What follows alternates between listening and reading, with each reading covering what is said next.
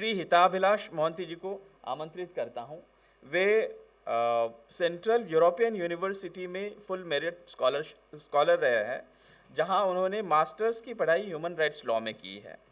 2016 से वे supreme court में practice कर रहे हैं। ओडिशा सरकार के SC/ST रिलेटेड इश्यूज़ पर वे उनके लीगल एडवाइज़र भी है, और वे राष्ट्रीय जनजाति आयोग में कंसल्टेंट के तौर पर भी काम करते हैं, और मानव अधिकार और उससे उनकी सुरक्षा को लेकर के उनकी विशेष रुचि है। और उन्होंने बहुत सारे अंतर्राष्ट्रीय जो शोध पत्रिकाएँ हैं उनमें उन्होंने शोध प्रबंध भी प्रस्तुत किए हैं, लिखे हैं। तो प्रोफेसर हिताभिलाष, श्री हिताभिलाष, आप हमारा मार्गदर्शन करें। At first, I want to thank the Center for Civilizational Studies and Vanvashi Kalyan Ashram for organizing this.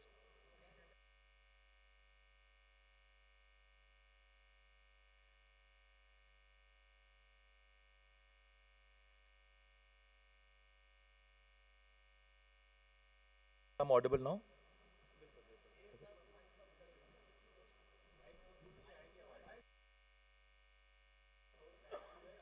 आवाज आ रही है आपको?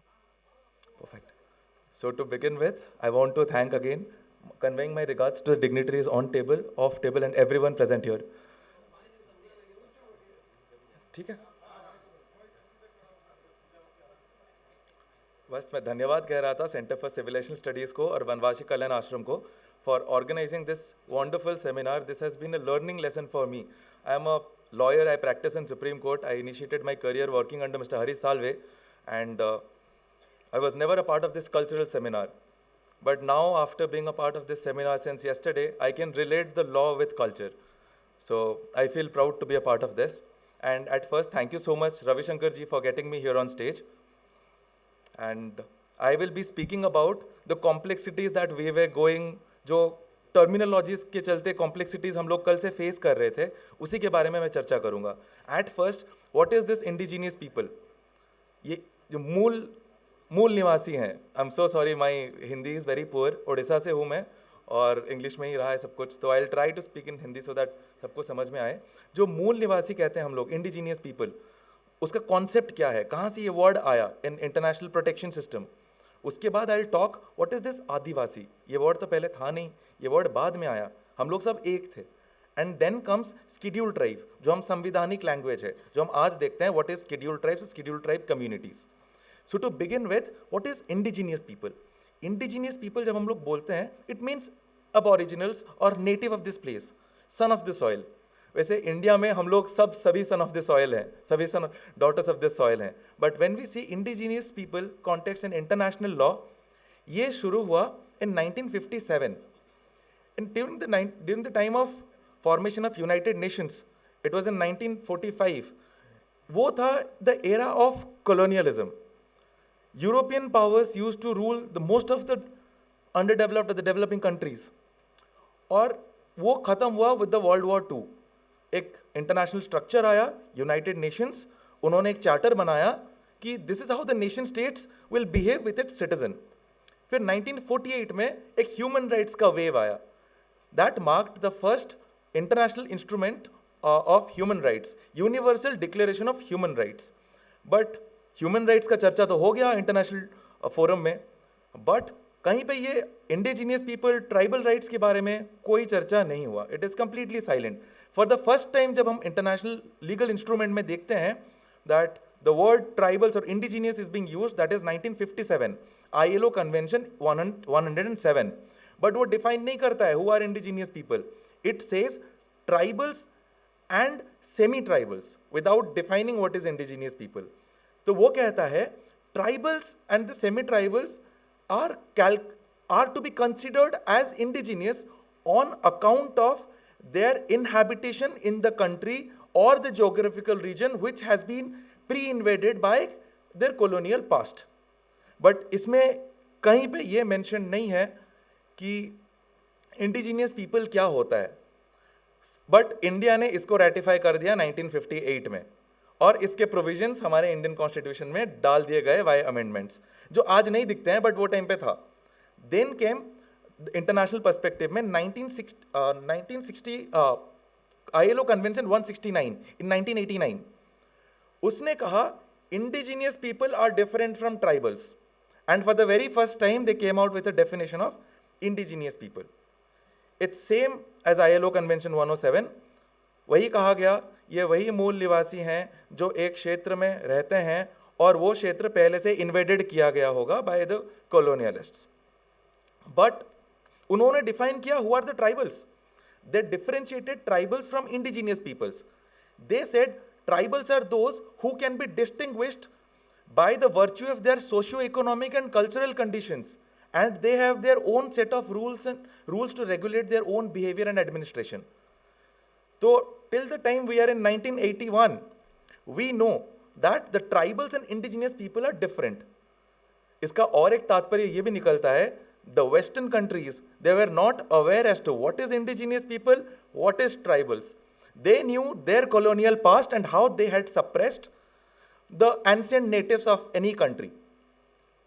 And then, but still we are in dilemma. ये indigenous people है क्या, मूल निवासी होता क्या है international point of view में. एक UN special rapporteur का एक report है on the elimination of crimes पे.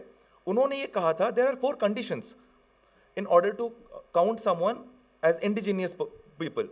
First is एक continuous रेसिडेंटशिप होना चाहिए एट देयर प्लेस, वो कंटिन्यूसली वास करते होंगे उस जगह पे. Then they are non dominant in that society. Next, they are culturally disadvantaged. And fourth, they should have a ethnic identification और अफिलिएशन टू समथिंग. ये है the international perspective about indigenous people. Now coming to the Indian perspective, what is Adivasi and why we call them scheduled tribes right now. So Adivasi जो term है ये पहले कभी use नहीं हुआ था. इट्स सिंपली, कल से हम लोग बात कर रहे हैं, आप सबको मुझसे काफ़ी ज़्यादा पता है about culture and anthropology. So Adivasi is a Hindi term जो बहुत पहले से रहते आए हैं, आदिम काल से वास करते आए हैं, दे आर आदिवासी. बट ये कभी कोई पिक्चर में नहीं आया था ये term. This came to the picture in Indian scenario in 1938 जब आदिवासी महासभा बनाया गया. Mister Jaipal Singh, who was also a member of constituent assembly debates, उन्होंने ये टॉपिक लाया था पहली बार इन 1930s आदिवासी. उससे पहले सर लोग जैसे कल कह रहे थे the Vanvasi term was used in the context of Indian society, but Adivasi कभी नहीं था. That was the first time in 1938 the term Adivasi. फिर स्लोली इंडिपेंडेंस का टाइम आया, कॉन्स्टिट्यूएंट असेंबली डिबेट बैठा. Professor James was saying that, I will just elaborate bit more on that. CAD, constituent assembly debate was presided by doctor Ambedkar.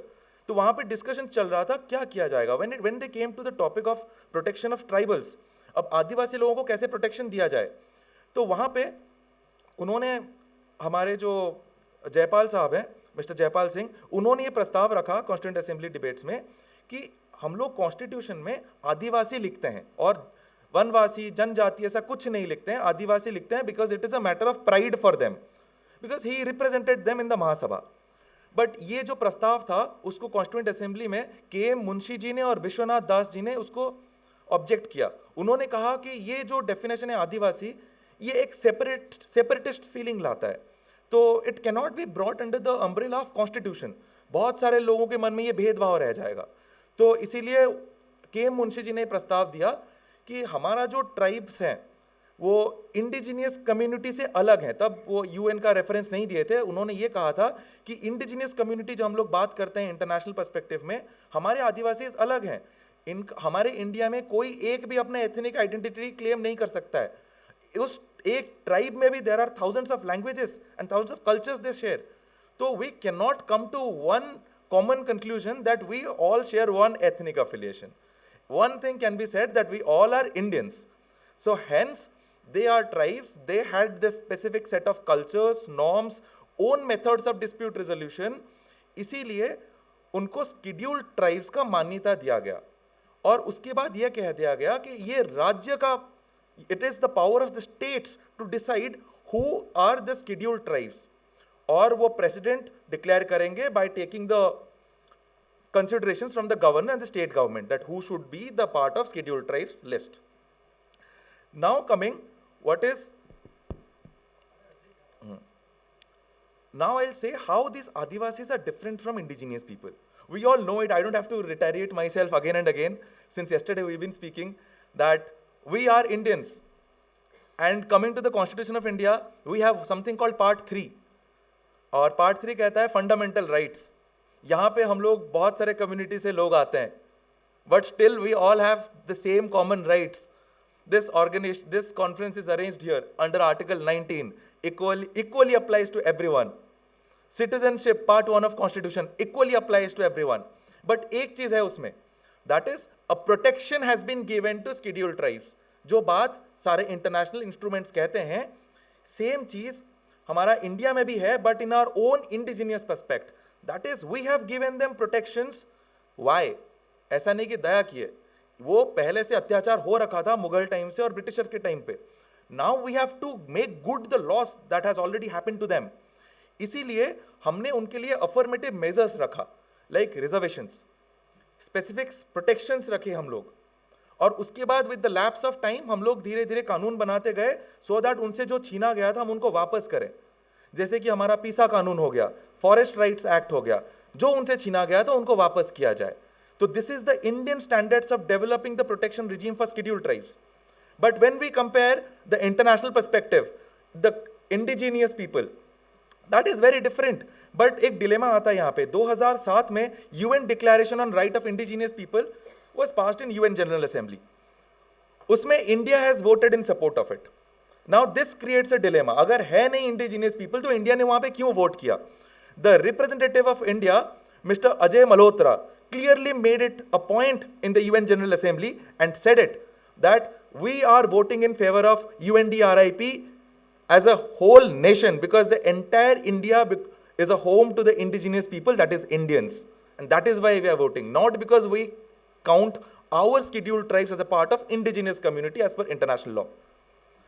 So that is the stand of India in international community. But still we have dilemma as on this date. सब तो clear हो गया, आदिवासी, scheduled tribes, indigenous people, India ने भी अपना पक्ष clear कर दिया 2007 में। बट मीरा कुमार जी जब हमारी प्रेसिडेंट रही, उन्होंने 9th अगस्त को, I think in 2011 if I'm not wrong, she addressed one conference by saying that tribals are indigenous communities. Again a dilemma आ गया फिर से इंडियन कॉन्टेक्स्ट में कि अगर शेड्यूल्ड ट्राइब्स हैं तो ये कहां से आ गया फिर से इंडिजिनियस पीपल का कॉन्सेप्ट। 2018 में भाजपा सरकार का होम डिपार्टमेंट का एक नोटिफिकेशन निकला है, वो भी आइडेंटिफाई करता है इंडिजिनियस पीपल ऑफ त्रिपुरा। अब now this is a question, constitution कहीं पे ये रिकॉग्नाइज नहीं करता है कौन है इंडिजिनियस पीपल, कौन है आदिवासी। क्लियरली कहता है शेड्यूल्ड ट्राइब्स, और उसका भी एडमिनिस्ट्रेशन के लिए 2 शेड्यूल्स बना दिया, शेड्यूल 5, शेड्यूल 6। और पार्ट 3 फंडामेंटल राइट सब पे इक्वली एप्लीकेबल है, हम सब एक हैं। तो ये कहां से ये कॉन्सेप्ट आ गया indigenous people? Now this is a dilemma that we need to think of. और रहा बात हमारे सेलिब्रेटिंग 9th अगस्त as indigenous people day, to my opinion I feel सबको सेलिब्रेट करना चाहिए, but it's not a tribal day. We all are indigenous people of this country, son of the soil, daughter of this soil, so we all should celebrate. But ये context हमको बोलना चाहिए, in what context we are celebrating this day. ये tribals नहीं है, हम सबका दिन है ये, और ये भी इंटरनेशनल फोरम में बता देना चाहिए कि ये हम सब इंडिजीनियस हैं इंडिया में। अगर हम नेटिविटी ढूंढने जाएंगे तो 1000 साल तक हम यहीं के ही दिखेंगे, बाहर के तो है नहीं। तो बस I had to say this much about the law, where the law stands and what India is doing forward to achieve the target of providing equality to everyone. I believe legally we are good, socially we need to buckle our boots and work in an affirmative way to ensure that we give rights to everyone. और last में मैं एक चीज़ कहना चाहता हूँ, कल मुझे ये ऐड करना था, I am done with the legal part. Cultural part में एक चीज़ ऐड करूँगा, उड़ीसा से आता हूँ। जब सनातन धर्म के बारे में बात करते हैं, मुझे जितना पता है मुझे लगता है जगन्नाथ संस्कृति ही है। तो जब हम जगन्नाथ संस्कृति के बारे में बात करते हैं, एक चीज़ आपको पता होगा, जगन्नाथ अभी जो पुरी में है वो पहले दारू ब्रह्म बह के नीला माधव बन के आए थे। वो उड़ीसा, वो कौंटिलो में नीला माधव बन के रहे थे, और नीला माधव का पूजा विश्ववासु सवर करते हैं। He is a tribal leader, he is a tribal king. आप, मुझे नहीं पता आपको पता होगा कि नहीं पता होगा, Raja Vishwavasu used to worship lord Jagannath in Nila Madhav Kantilo, he was never in Puri. फिर गजपति महाराज को एक दिन सपना आया, वो जाके ढूंढे, नीम का पेड़ के बगल में पूजा हो रहे होंगे, उस टाइप का सपना आया उन्हें। तब जाके उनको पता चला कि दारू ब्रह्म को एक ट्राइबल राजा पूजा करते हैं, उनको फिर वो लेके आके पूजा करके पूरी में स्थापना करे। बी दैट एज इट में, अभी भी वो रिचुअल है। कोई भी ये क्वेश्चन पूछता है ट्राइबल अलग है कि नहीं है, कौन से धर्म के हैं, एक चीज सबको पता होना चाहिए, जब रथ यात्रा होता है जगन्नाथ जी का, रथ यात्रा से पहले एक अणसर घर में वो जाते हैं, ट्रेडिशन है कि वो नहाते हैं, उनको बुखार होता है, they stay in quarantine for 21 days and then they come out. वो जो पीरियड है तब लोकनाथ मंदिर में उनका पूजा किया जाता है, but meanwhile when he is inside the temple no one is allowed, तब पूरी के पंडा निजोग उनका पूजा नहीं करते हैं, उनका पूजा वही दैतापति ट्राइबल लीडर्स आके करते हैं। Very rarely people know this. Lord Jagannath is worshipped, is worshipped directly by the tribals only during that 21 days, बाकी अलग टाइम पे पंडा निजोग करता है। अब जब ये डायरेक्टली उनका हाथ है in the performing rituals of deity lord Jagannath, तो how can they belong to some other religion? I have a question, I doubt. ये बहुत दुष्प्रचार किया जा रहा है जो डायरेक्टली रिलेटेड है। Not just that, there are multiple others, folklores, poems, dance forms, arts, which show that we all have the same ancestry. And if that is the case, currently having the debate that they come from other religion and all, that is baseless, that is simply baseless. And मैं अपने से नहीं कह रहा हूँ, ये संविधान कहता है। So I respect constitution, and with that I want to conclude, and I wanted to thank Girish ji, he was not there. I got this great outlook into the life and livelihood of the scheduled tribes in India, mostly because of Girish ji. So thank you so much. Thank you. धन्यवाद हिताभिलाष जी। आपने विषय को, जो पहला जो session था उसी को कंटिन्यू करते आपने जो बात सबसे महत्वपूर्ण है, जो हम कहते हैं ना, हरिजन गिरिजन वासी वन के, नगर ग्राम सब साथ चले, ऊंच नीच का भाव मिटाकर समता के सद्भाव फले, ऊपर दिखते भेद भले हो, जैसे वन में फूल खिले, रंग बिरंगी मुस्कानों में जीवन रस पर एक मिले, संजीवनी रस अमृत पीकर मृत्युंजय हम हिंदू है, संस्कृति सबकी एक चिरंतन खून रगों में हिंदू है। हमारी सबकी जो संस्कृति है ये एक है और वो चिरंतन है।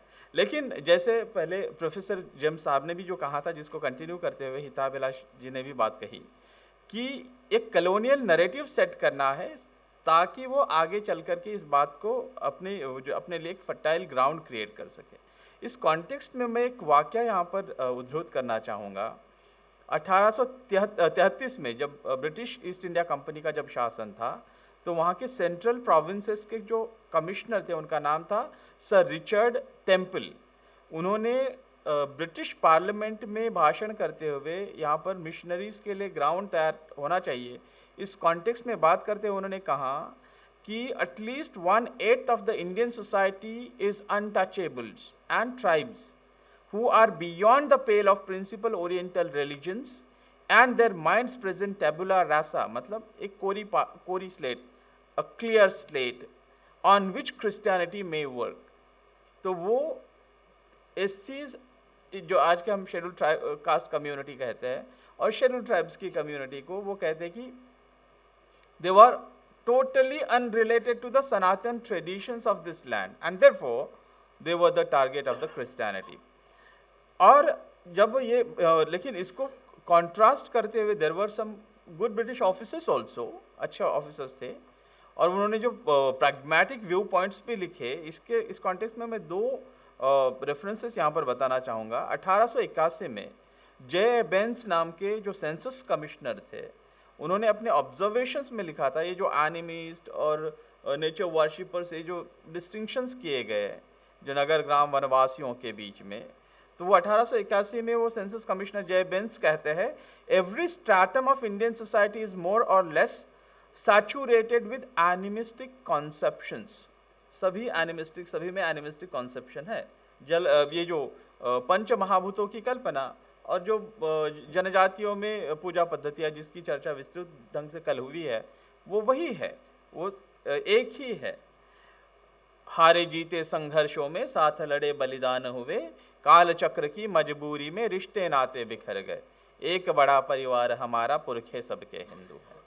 और इसी कॉन्टेक्स्ट में जो हर्बर्ट रिस्ले है वो 1901 के उनके ऑब्जर्वेशंस में सेंसस कमिश्नर उन्होंने कहा है, एनिमिज्म मोर और less transformed by philosophy and no sharp line of demarcation can be drawn between Hinduism and animism.